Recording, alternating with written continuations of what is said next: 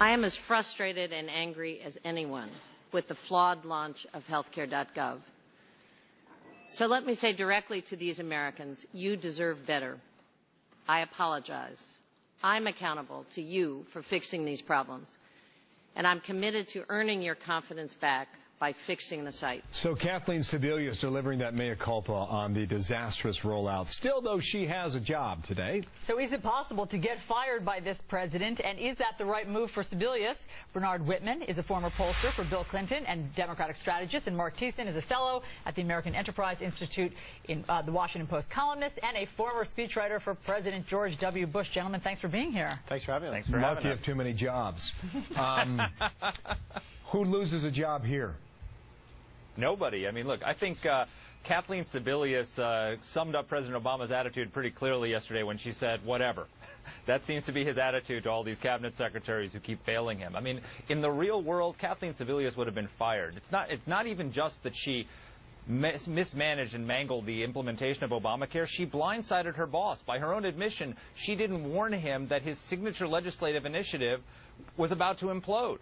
And so in the real world, she would have been fired, but this isn't the real world. This is Washington, and Obama is an ideologue, and he loves Kathleen Sebelius. He loves Eric Holder. He loves Susan Rice. They go out and take bullets for him and deflect criticism from him, so they're not going to get fired. Bernard, you know, the National Journal has written an article about this. They have a theory, which is the president has a profound unwillingness to fire anybody when he thinks it's about politics, and they cite Ken Salazar was not fired over the BP bill. Stephen Chu was not fired over Solyndra. Eric Holder not fired over Fast and Furious. Can the president fire anybody if something goes wrong? I absolutely think the president can and would fire someone for gross negligence, for something illegal or improper, and I actually give the president a lot of credit for not taking the easy path here and scapegoating the secretary and firing her and not fixing the problem. Instead, he is digging in his heels, as is the HHS secretary, insisting that the most important thing here is that healthcare.gov get fixed.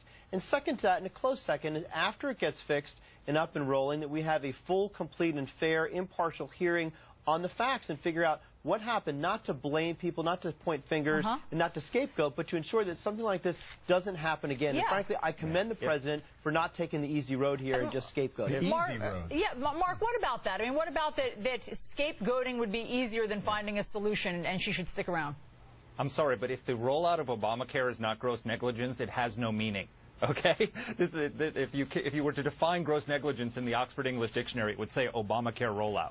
Okay, so what the real reason, I think, honestly, outside of ideological loyalty for the president, is he can't afford to have a confirmation hearing right now for the Secretary of Health and Human Services. Can you imagine what? Oh, absolutely, and they would use it to get documents. Who knew what, when, and everything. Do you think in a private conversation she said, you know, if you want me to step down, I will?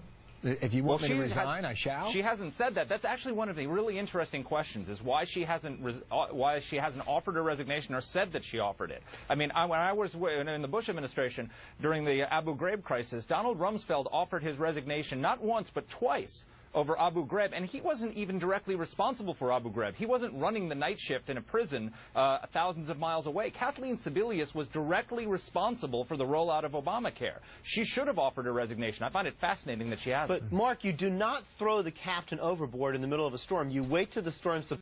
You get back to land, you figure out what happened, how did the captain perform, and then you decide accordingly.